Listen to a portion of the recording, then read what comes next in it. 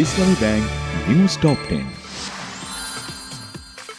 জাতীয় সংসদে আজ 9,38,000 কোটি টাকার বাজেট পেশ করবেন অর্থমন্ত্রী।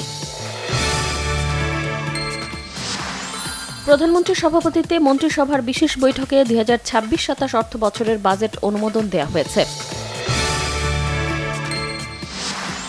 সীমিত সম্পদের মধ্যে দেশের মানুষকে স্বস্তি দিতেই এবারের বাজেট বললেন অর্থমন্ত্রী আমির খসরু মাহমুদ চৌধুরী।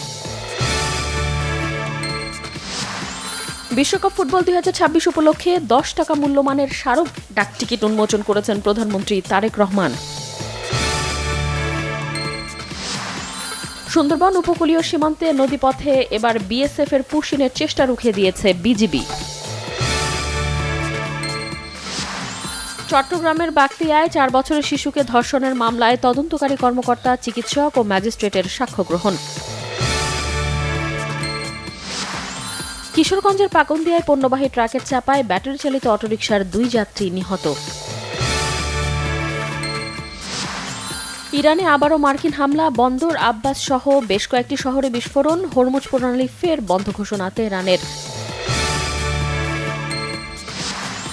মিরপুরে চলছে দ্বিতীয় ওয়ানডে, বাংলাদেশ সিরিজ নিশ্চিত করায় লড়াইয়ে চ্যালেঞ্জিং স্কোরের জন্য লড়ছে অস্ট্রেলিয়া।